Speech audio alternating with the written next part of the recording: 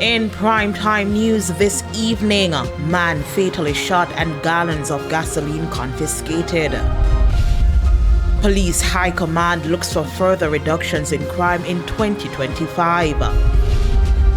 And promoter of popular gospel show laments lack of support.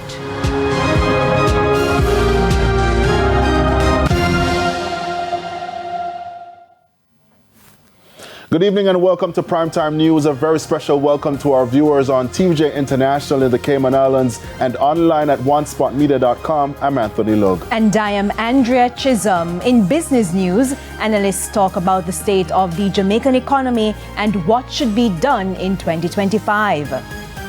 And Jermaine Brown is also here with a preview of what's to come in sports. Jermaine? Well, thank you, Anthony. Well, top Jamaican all-rounder says he's not ready just yet to retire.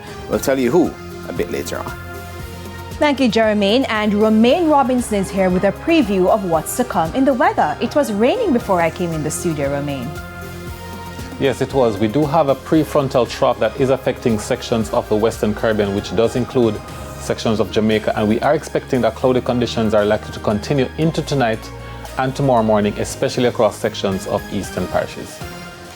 Wet, wet, wet, Andrea. There's also sports commentary and E-Prime in this newscast, but before the break, the feedback question. And this evening we're asking, what more can promoters of gospel shows do to attract additional sponsorship and other kinds of support?